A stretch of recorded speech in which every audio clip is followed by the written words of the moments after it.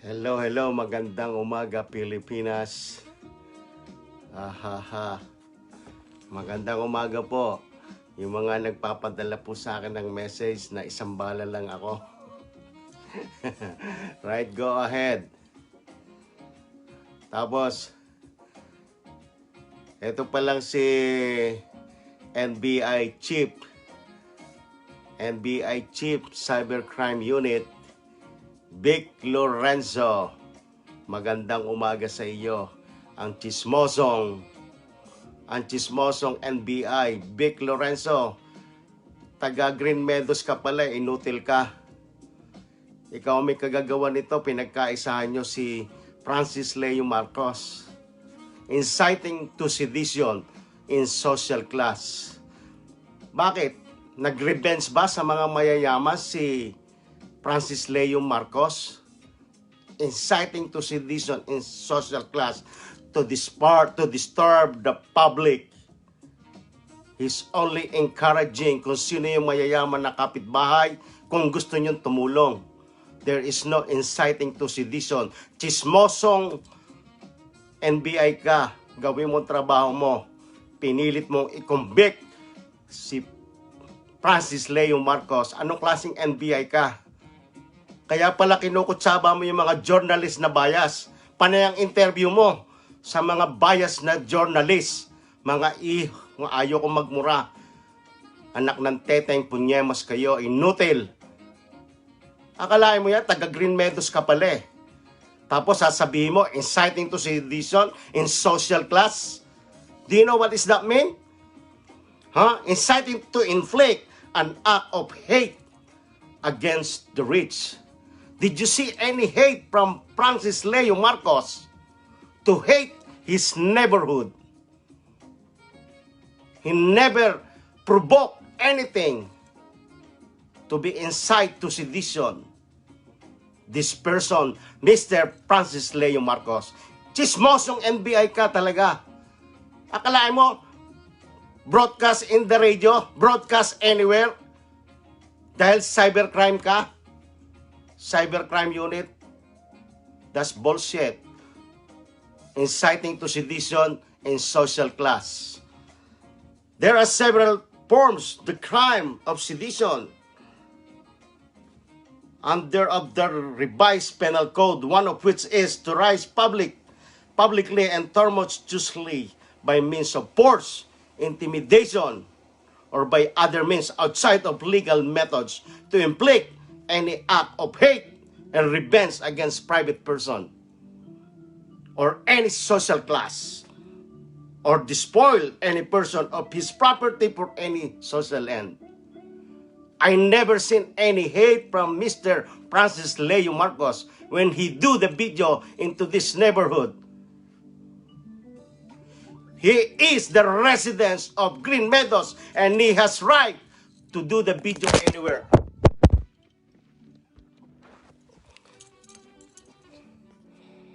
Man, nakakagalit kayo.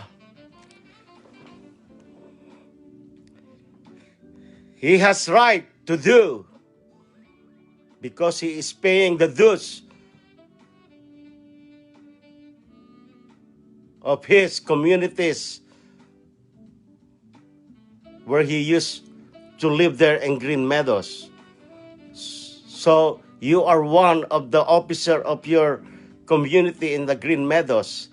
That's why pinagkaisahan nyo si Francis Leo Marcos. Sasabihin mo pa, social class, inciting to sedition. I haven't seen any hate from Mr. Francis Leo Marcos to his neighborhood. He never provoked anybody into his neighborhood.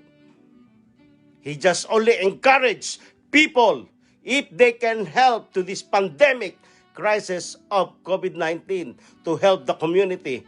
Masama ba yun? Ngayon pinagkaisahan nyo. Chismosong NBI ka. You should be out of your practice. Napaka-chismoso mo. Tatawagan mo lahat ng radio broadcaster ng puro mga bias. Inutil kayo. Anak ng teteng. Punyemas kayo. Akalain mo yon? Taga Green Meadows ka pala? Good morning, good morning. Gets mo, mahal kita. Good morning, Annalyn from Switzerland. Good morning. So, akalain mo yon, itong chismosong NBI na ito pala, taga Green Meadows. Anak ng kamote, oh.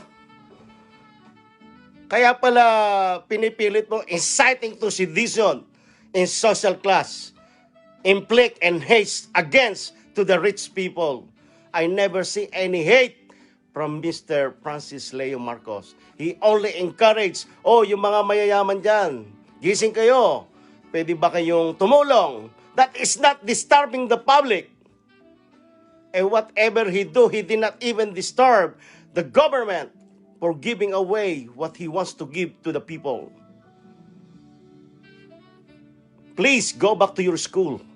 What is the inciting to sedition against rich? If he did not even revenge, wala siyang kagalit. There is nothing inciting to sedition about the social class.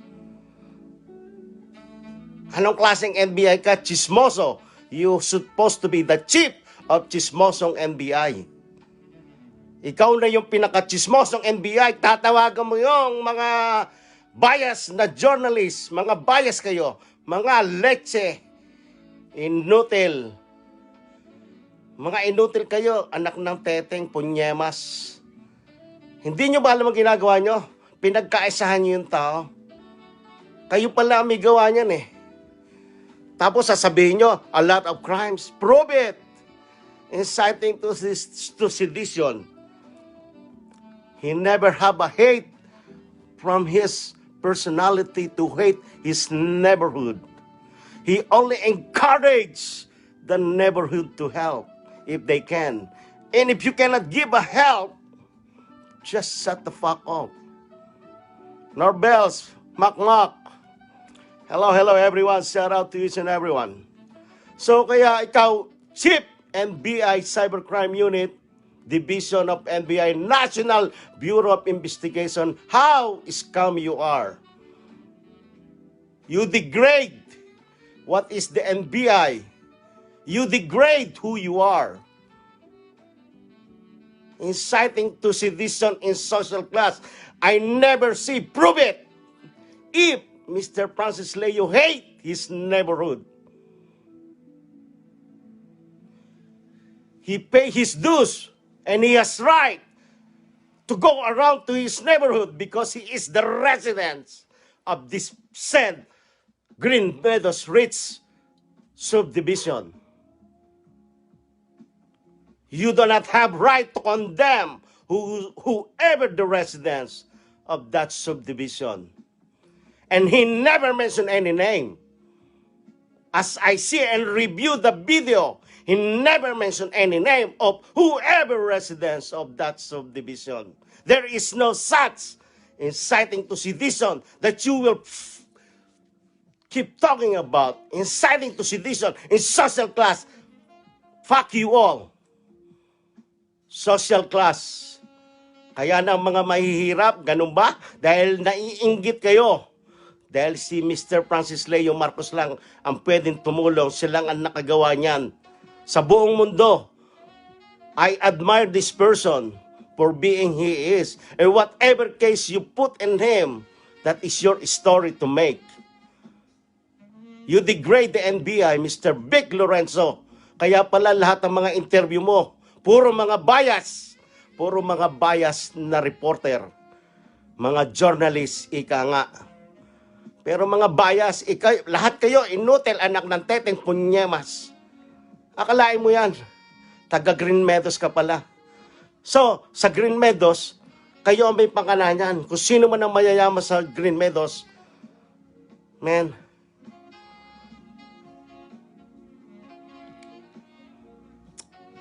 hindi nyo dapat gawin niya sa isang taong tumutulong. Dapat ay magpasalamat pa kayo. Dahil merong isang Francis Leo Marcos na tumutulong sa kanyang mga kababayan. Kahit mga frontliners, mga police officers, binibigyan niya ng pagkain. Ikaw, NBI na chismoso, may ibinigay ka ba sa mga frontliners?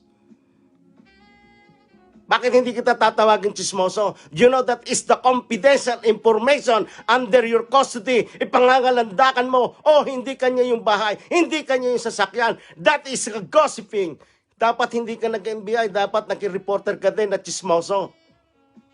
That is a very confidential. Kahit pa naka-under custody of the NBI in your custody, you don't have no rights to disclose to whoever what is the status of this person under your custody. Unless he is under oath into the court in the front of the judge. And you have no rights. I don't care if you're the NBI. You degrade the NBI. And I'll tell you again, the fingerprinting of Mr. Francis Marcos has been in the NBI since when he got the passport. And now you retake the fingerprinting of him. What is that for? What kind of National Bureau of Investigation you have? And what kind of cybercrime unit do you have? You don't understand what is the inciting to sedition in social class. He never disturbed the public to revenge his hate because he never been hate. I never seen to this person that he hates his neighborhood or anyone. Each and every one of you are the one who hates Mr. Francis Leo Marcos. What kind of National Bureau of Investigation? Man, nakakainit kayo ng ulo. Pinagkakaisahan yung tao. That is not right. Dahil ba ko mo na mas maganda yung isang pilantropo, pinainan nyo lahat ng kung ano ikakaso nyo. Lahat ng kaso, ilagay nyo patong-patong. Pero I don't buy it. Like I'm telling you, I am not the supporter of Francis Leo Marcos. I have nothing to do with this person. But I admire him for his advocacy, giving help to the community. Hindi nyo ba maintindihan yon? Yung nga binibigay ng gobyerno, ninanakaw pa ng mga ibang taong nasa gobyerno, mga barangay tanod, kapitan, even mayor, even congressman. Aminin ninyo yan. Hindi nawawala yan sa lipunan ng gobyerno, mga korupsyon. Tapos ngayon, may isang taong lumabas, nainggit kayo, gagawa nyo na kung ano, no? Ichichismis ninyo. Hindi pa ba proven nyo na namigay siya ng ilang toneladang bigas para lang makalipas ang paghihirap ng ating mga kababayang nangangailangan? Anong klaseng puso meron kayo? Ha? Vic Lorenzo, isipin mo yung ginawa mo. Man, napaka-chismoso mo. Kaya pala, ang galing mo sa interview eh. Oh, hindi kanya yung bahay na yon, hindi kanya yung sasakyan.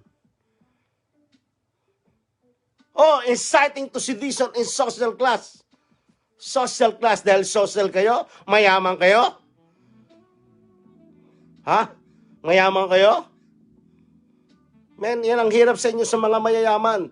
Mamamatay din kayo kahit anong yaman ninyo dito sa mundo. Tandaan nyo, pagtuwid ng paa nyo, pare-parehas tayo. Hindi ako tumitingin sa mayaman kay mahirap. Tinitingnan ko ang katotohanan, ang tamang batas para sa taong pangkarapatan pantao. Pero hindi nyo binigyan ang karapatan pantao si Francis Leo Marcos dahil kinondenan ninyo kung ano-ano pinatong na kaso nyo sa kanya. Uulitin ko pa ba kung bakit siya nakakuha ng passport? Bakit nyo binibigyan siya ng trafficking, human trafficking? May mga proseso yan. Alam nyo naman yung batas. Nag-aral ka ng law. I don't care what kind of law that you study for. But sasabihan mo, citing to sedition in social class. Do you know what is the meaning? I never seen any hatred from Mr. Francis Leo Marcos. He only say in God wills, in his advocacy is to help. There is nothing to help into the community. Nainggit lang kayo. Saka hindi pa nga nahahatulan, hindi pa nahahatulan sa hukuman kung ano na pinagsasabi nyo. That is a confidential information. Even though the criminal, you cannot disclose to the public. If you know what is the law, that is a confidential information ng nasasakdal by law. Man, I cannot understand what kind of mind you have. Napaka-chismoso mo. And B.I. Vic Lorenzo. At saka yung consulate diya sa France, pakitingnan nyo ito si J.R. Balico. Wala yan sa inyong database. Kang isang Pilipino wala sa database, ibig sabihin noon, wala siyang proper documents to stay in France. Kaya ikaw, J.R. Balico, bago ka mangutya ng iyong kapwa-tao, tingnan mo muna ang sarili mo kung sino ka. Hindi mo kayang pantaya si Francis Leo Marcos. Dahil siya ay nag-iisa, kahit siya ay isang tawag nyo na kabayo, pero mas gusto ko pa mukhang kabayo kaysa mukha ninyo. Dahil may puso si Mr. Francis Leo Marcos. Hindi katulad nyo, ang puso nyo ay wala sa katawan nyo. Ang puso nyo ay nasa impyerno. J.R. Balico, ako ang puntahan mo dito sa Amerika. Magkasubukan tayo. Kung ano-ano sasabihin mo, bakla si Francis Leo Marcos. Bakit? Sinubuhan mo ba ang titi niya? Bastos ka talaga eh. J.R. Balico, maghinay-hinay ka kung ano sinasabi mo. Dahil wala kang proper documents dyan sa France. Wala ka sa database ng Consulate Embassy ng Pilipinas. Kaya huwag ka masyadong magyabang. Huwag mong yabangan yung tao dahil hindi kanya inaano. Tumutulong lang si Mr. Francis Leo Marcos. I have nothing to do with this person but what I see. Kailangan niya ipaglaban ang kanyang karapatan. Ako, naandi dito, pinaglalaban ko ang karapatang pantao dahil hindi ko nakikita ang kabutihan ng gobyernong NBI. You degrade yourself. I can't believe inciting to sedition in social class. That is to revenge the hate to the rich people. But I never see any hate from him. He only wants is if someone, the richest, to help the community if they can. And if they cannot help, just be it. Hello, good morning, Michaela. Good morning to all of you. Good morning. Good morning, each and everyone. Sorry, I'm just kind of like screaming, but it is a matter of how the way of the, I don't understand how they handle this. I cannot believe it. I really cannot believe it. I wish I am there in the Philippines. Kung nandito na lang ako sa Pilipinas, Mr. Vic Lorenzo, papaimbestigahan kita.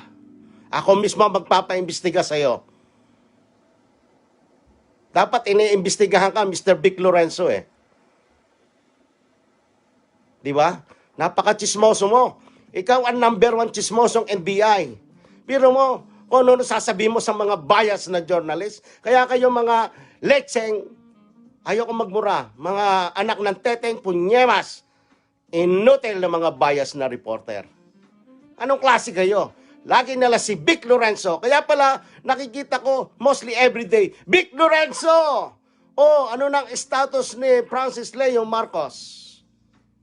Ayun, bida siya. Gusto mo maging bida pala.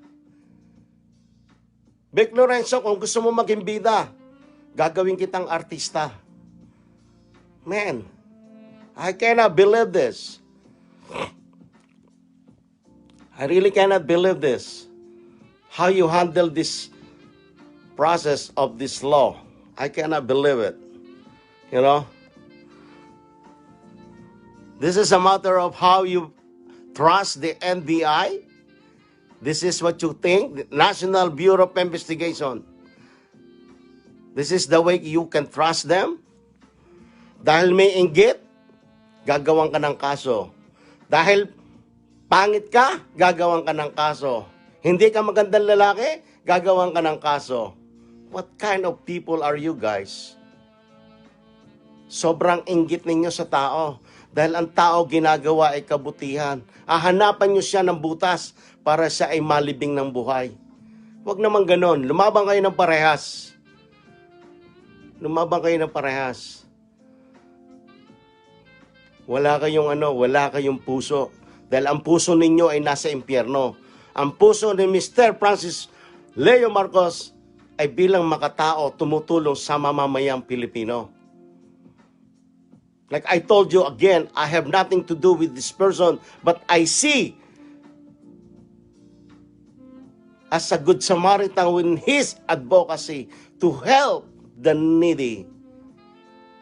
That's the only thing I see from Mr. Leo Marcos. And I have nothing to do whatever he has done in his life in the past. Nothing.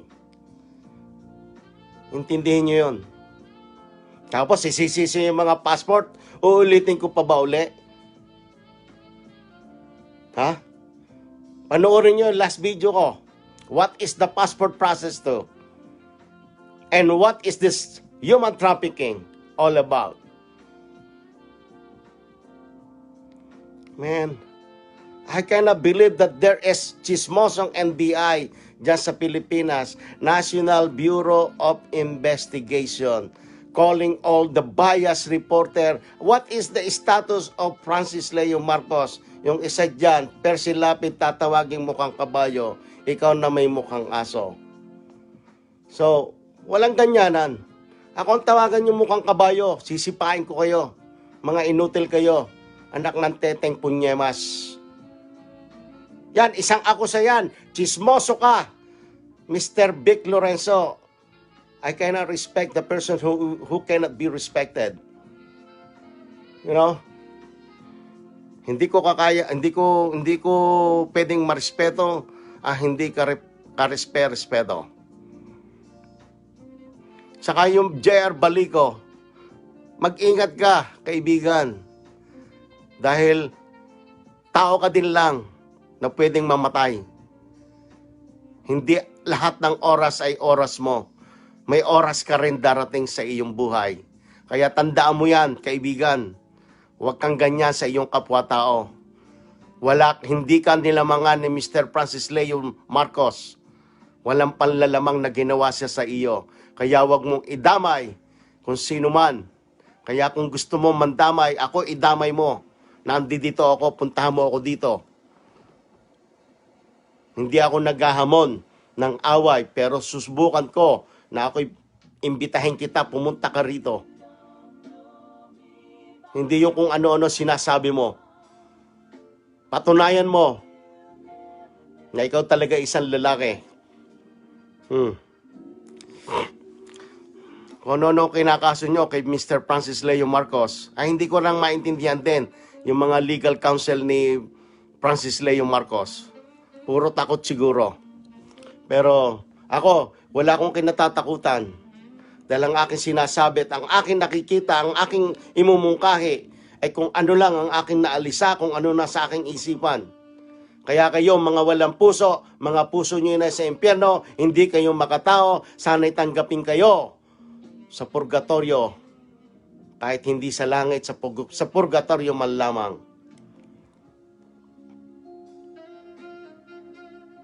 Man, I just can't believe this.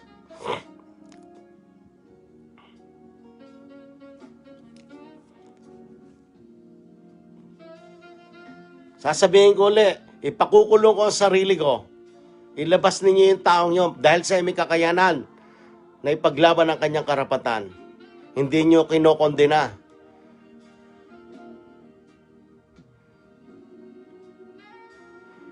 Ikaw, Vic Lorenzo, chismis mo ako. Kahit sino dyan, mga bias na reporter, mga chismoso kayo. Mga inutil kayo. Dahil, bakit hindi ko kayo tatawaging inutil? Dahil ang inyong mga sinasabi ay hindi katotohanan. Puro bias kayo, one-sided. Kaya magsitigil kayo. Magbigay kayo ng magandang balita kung ating mga panahon ngayon na COVID-19, kung ating mga mamamayan ay nasa ayos na katayuan, meron silang kinakain, at kung yung mga mahihirap ay nangangailangan ng tulong, ay tulungan ninyo kayong mga mayayaman. Revenge hate ba yon? Inciting to sedition ba yon? Inciting to sedition ba yon? To us, someone of the rich people to help our kababayan. Inciting to sedition yun. Basahin mo, what is the inciting to sedition in social class? Man, I just can't believe this. I really cannot believe you. You degrade yourself as the NBI. You are the chismoso gossip. Kaya pala gustong-gusto mong ma-interview sa lahat ng mga bias na reporter. Huwag kayo magpa-interview kung sasabihin nyo may walang katotohanan. Nagpapa-interview kayo eh. Ikaw, imbestigahan ko. Man.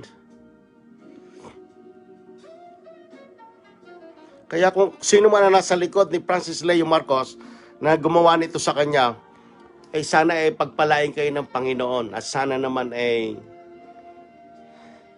maging makatao kayo. Hello, Annie. Annie, good morning, good morning. Good morning, Annie, good morning. Good morning, Ichitaya from Japan. Good morning, Annie. Good morning, everyone. Kaya sana naman yung mga supporters na FLM, sabi ko nga sa inyo, just mangalap kayo ng mga information dahil kawawa naman yung tao. Hindi naman nila nilalagay sa tamang proseso yung pag-ano kay Mr. Francis Leo Marcos. I will not stop to admire Mr. Francis Leo Marcos because he has a good heart giving help to the people. Thank you, Ichi. Thank you, Mayhana. Thank you very much to each and every one of you.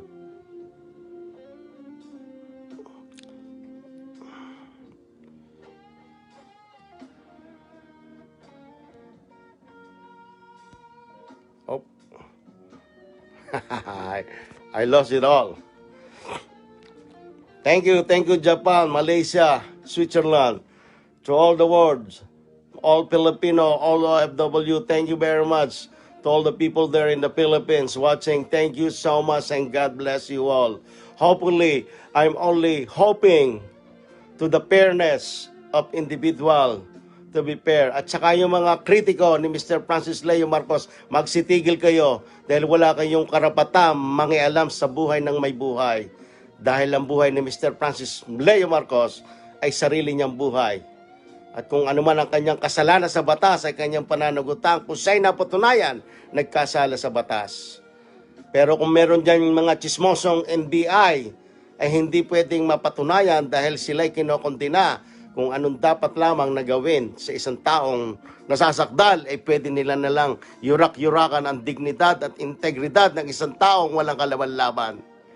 Kaya mga anak ng teteng, punyemas kayo, inutil kayo, dinigrade ninyo ang pagkatao ninyo. Kaya ako, nandirito ako para lamang gusto ko ipaglaban ang karapatang pantao. Ang karapatang pantao ay may katuwiran kahit sino. Huwag ninyong payurakan ang inyong integridad at dignidad. Kung sino man, kahit kayo'y mayayaman, wala akong pakialam. Kahit pa kayo'y bilyonaryo. Dahil pag kayo'y namatay, parehas din ko kayo na mamamatay. Kayo'y may oras sa ngayon, pero pag kayo'y namatay, sana hari na manawari ang inyong kaluluway makaakyat sa langit, huwag sa impyerno. Kaya hindi ko kayo maintindihan, kaya pala ganito nagkakagulo-kagulo sa pangalan Francis Leo Marcos. Ang mga tao nagkakagulo-kagulo. Dahil mga maling proseso. Akalain mo, isa confidential, kahit pang isang tao, is confidential yan eh. Confidential kung ano ikakaso nyo sa kanya. Ngayon, i-broadcast nyo sa radyo. That's bullshit. Di ba? Bakit yung i-broadcast sa radyo? Nasa inyo ng custodiya yan. Dahil gusto mo maging bida, Mr. Vic Lorenzo? Gusto mo maging bida, na chismoso ka. Isa kang chismoso. Pinangangalap mo ang balitang walang katotohanan. Ay tuwan-tuwa naman itong mga reporter na bias. Mga madadaldal na reporter. Alamin nyo muna ang punot dulo bago kayo makipag-interview kahit kanino man. Dahil mga bias kayo. I hate bias. Di ba? Hindi kayo mga ano, huwag kayong mag-ano dyan dahil kumikita kayo sa pangalan Francis Leo Marcos, lalo na yung mga reporter na may YouTube. Dahil kumikita kayo. Dahil ang dami nagla-like, ang dami nakikinig, ang dami nagsusubscribe. Ako hindi ako YouTuber. Meron ako YouTube sa aking TV station. Pero sarado na yon, masa YouTube pa rin yon. Salamat, Ani. Salamat. Kaya, wag naman ninyong pinuputulan nyo na ng ulo yung tao. Kaya, nakakaawa si Mr. Francis Leo Marcos. Ako'y humahanga sa kanyang kabutihan sa gitna ng pandemya na siya'y nakatulong, naibsan ng kahirapan ang mga nangangailangan. Kahit isang butil na bigas ang kanyang naidulot at naibigay, at least, siya ay may naitulong. Hindi katulad mo, Vic Lorenzo, Chief Cyber Unit ng NBI. Isa kang chismoso. Saka yung JR Balico, mag-ingat ka kaibigan. Ang buhay mo ay may hangganan. Mag-ingat ka, JR Balico. Ang buhay mo ay may hangganan. Hindi nating alam kung hanggang bukas o kailan pa man. Mag-ingat ka. Pinag-iingat lang kita, Mr. JR Balico. Ingatan mo yung buhay mo. Dahil ang buhay lahat ng tao ay may hangganan. JR Balico, ulitin ko uli, mag-ingat ka dyan. Dahil ang buhay ay may hangganan. Sana ay hindi bukas. Sana ay kung kailanman, ang buhay ay may hangganan. Huwag kayong napakataas. Maging pantay kayo. Huwag kayong magmataas sa kapwa ninyo. Dahil hindi yan tinatanggap sa langit ang mga mapagmataas. Maging pantay kayo, tumingin kayo sa inyong kapwa, parehas. Huwag niyong laitin ang isang tao dahil hindi kayo karapat-dapat tauhin kung kayo malalait. Sinasabihan ko ang totoo na chismoso, si Vic Lorenzo, dahil nagpapa-interview ka, that is a confidential information na nasa kustodiya ninyo, na NBI. Bakit ipagkakalat mo? Tuwan-tuwa naman yung mga bias na reporter. Mga inutil, anak ng teteng punyemas. Man, I just really cannot believe this. This is a ridiculous case of Mr. Francis Leo Marcos. Mga tao nagbabatuhan, nag-aaway. Dahil kay Francis Leo Marcos na may ginawang kabutihan. Kung ano man ang kasama ang kanyang ginawa, pabayaan ng husgado ang maghukom. Kung ano man ang hatol ng hukuman, siya ang masusunod. Hindi ikaw, hindi ako. Kaya kayo magsitigil. Lalo ka na, JR Balico dyan sa France, wala kang proper documents. Hindi ka nakalagay sa database ng consulate ng Pilipinas. Kaya mag-ingat ka.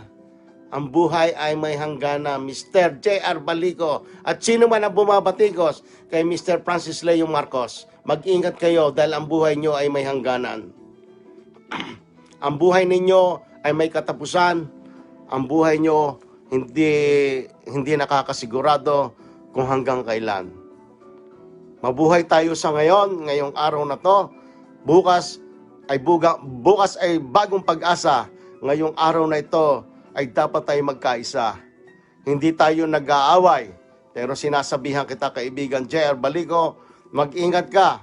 Ang buhay ay may hangganan. Kahit sino diyan, mag-ingat kayo.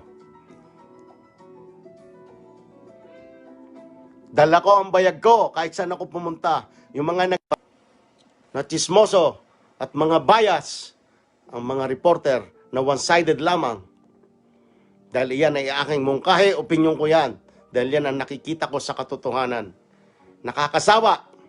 Puro na lang Vic Lorenzo ang ini-interview. Na puro namang mali ang sinasabi. Oh, daw. What is the word of daw?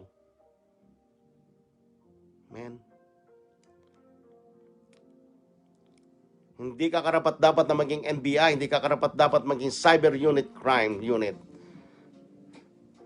Dahil chismoso ka. Hindi kita hinahamon, ito'y opinyon ko lamang, isang mungkahi kung anong nakikita ko sa aking pag-aanalisa na iyong pinapakita sa buong mundo. Dahil naririnig kita sa mga pag-interview mo dito sa mga bias na reporter. Ito naman mga bias na reporter nakikinig na wala naman kayong kaalam-alam kung ano talaga nasa likod ng mga pangyayaring ito sa pagkatao ni Mr. Francis Leo Marcos. Sino ba kayo para maghatol sa isang tao hindi pa naman napatunayan sa hukuman kung ano ang katotohanan? Ilaban ang katuwiran, ipaglamad ang karapatang pantao. Lahat tayo ay may karapatan. At kung yan ay karapatan ninyo, manlait ang inyong kapwa, hindi ko kayo papanigan. Dahil kung kayo manlalait lang ng inyong kapwa, yan ay isa ring kasamaan. Dahil nakakasakit kayo ng damdamin ng inyong kapwa-tao, hindi maganda yan. Isipin ninyo, mabuti muna ang inyong isipin bago kasamaan. Huwag kayo mag-isip ng masama sa inyong kapwa-tao dahil walang idudulot na maganda sa inyong buhay. Tandaan nyo sa araw-araw na kayo nabubuhay, kapag kayo may ginawang mabuti, bibigyan kayo ng magandang bagong pag-asa sa inyong buhay. Ligaya at grasya ng Panginoon. Puro kayo inggit. Hindi maganda yung naiinggit dahil ang pag-inggit sa inyong kaibuturan na inyong puso, ikamamatay ninyo yan. Sa sobrang inggit ninyo, baka kayo atakihin kayo sa puso. Hindi ho maganda yung mga ginagawa. Lalo ka na ulitin ko ulit si Manuel.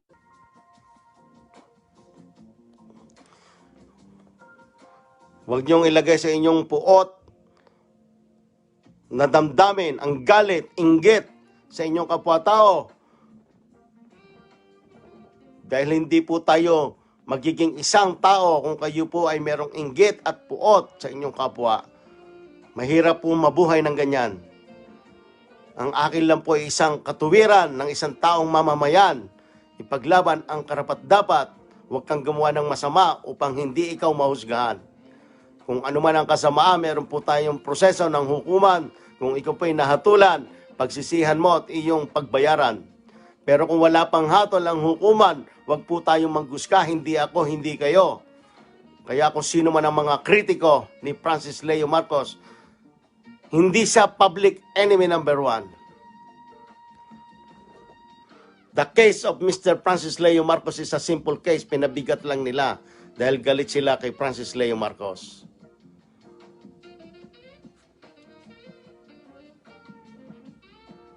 Huwag natin pairalin ang ating pagkatao na komo kayo ay mayaman, pwede nyo nang yurak-yurakan ang isang taong mahirap na katulad ko.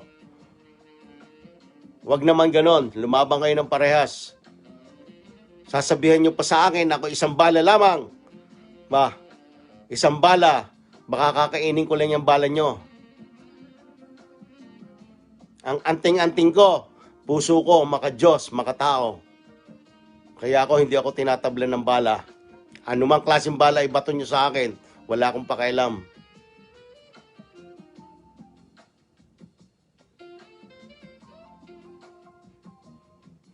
Kung sino man ang may galit sa akin, karapatan nyo yan.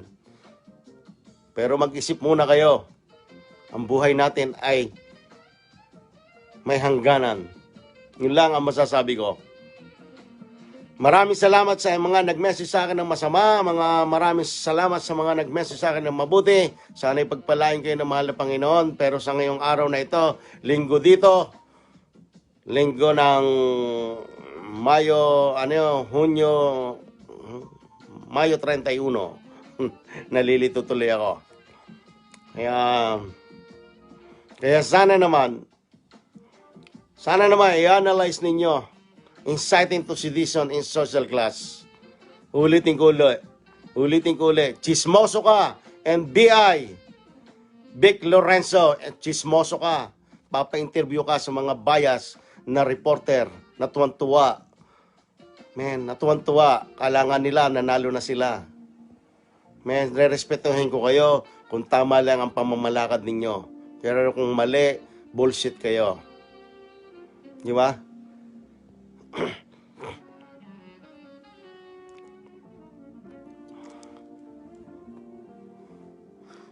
Yeah. Alright, magandang umaga sa inyo lahat. At sana naman magandang kalagayan ng inyong mga buhay, kahit saan mo kayo naroon, lalo na mga OFW. Magandang araw sa inyong lahat. At sana'y pagpalain kayo ng mahal na Panginoon kung ano man ang inyong ginagawa at makatanggap kayo ng ligaya sa buhay. Pagmamahal ng ating mahal na Panginoong Jesucristo. At sana na may ligtas kayo sa COVID at mag-ingat kayo. Dahil ang COVID ay isang kamatayan ng hatol kapag kayo naglapuan ng COVID respiratory infection. Kaya kayo mag-iingat mga kaibigan. Lagi kong payo, maging mabait tayo sa ating kapwa-tao. Huwag po tayo manlaman ng ating kapwa-tao. Dahil ang buhay ay may hangganan, hindi po natin alam kung hanggang kailan tayo mabubuhay. Kahit po tayo mabuhay ng matagal dito sa mundo, 100 taon, isa rin pong napakaikling panahon. Kaya kung tayo magmamahala, magbigayan, yan po ang dapat kailangan. Huwag po tayo magbatuhan. Dahil ako, galit ako sa mga taong inggitero, ismoso, bias. Magbigay kayo ng tamang balita sa ating mamamayan. Tumulong kayo sa mga nangangailangan ng walang pag-iimbot. Hindi ng kapalit. Leo Marcos, once again, I admire your advocacy, helping the needy. I pray to God that you will be free. For you to continue your advocacy, helping the needy, helping the community. You are one of the amazing men I have known. This pandemic crisis, COVID-19. You are my hero in my mind, no matter what. Because you have done such heroism helping the community. Because all the rich people cannot do so. I don't hate rich people and I don't care. You are rich, I am poor. But don't step my head down. Because that is not fair. Because when you step my head down,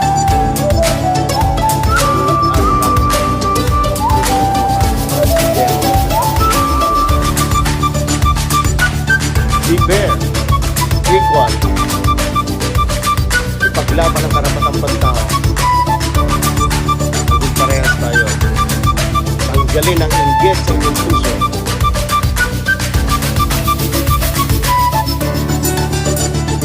Yun lang po ang masasabi ko at sana naman po ay naiintindihan ng bawat isa. Ako ay labis na nagpapasalamat sa mga nakakaunawa at kung hindi nyo naman po ako naiintindihan o nauunawaan, wala po ako magagawa. Akin lang pong sinasambulan. Pinunungkay ang aking opinion. At kung yan man po yung masama o ay nakatama, tamaan man, kung kayo nagagalit, wala akong pakialam. Magalit na kayo kung magalit. Dahil dyan ang katotohanan sa katismoso, mga bias na reporter. Kaya pala si Vic Lorenzo lang yung interview. Dahil silang ang chismosong kilala nyo. Maraming salamat mga kaibigan, maraming salamat sa inyong lahat. At sana naman ikaw, J.R. Balico, magbago ka ng iyong kaisipan. Sinasabihan kita, ang buhay ay may hangganan. Hindi mo alam ang bukas. J.R. Balico, ako si David Ilagan. Ang mensahe mo, tatanggapin ko. May Facebook Live ako, hindi ako nagtatago sa ibang pangalan. Wala akong not just me. Alright, yun na lang po ang aking masasabi at magandang umaga po Pilipinas. Ako po ang inyong tagapaglingkod, tagapagbalita ng aking mungkahi sa aking kaisipan. Maraming pong salamat sa inyo. Sana po kayong lahat ay pagpalain at wag po kayong magsasawa magdasal, humingi ng tawad kung kayo nagkasala sa inyong kapwa at sa Panginoon. Magandang umaga po. Maraming salamat po. So long, David Ilagan.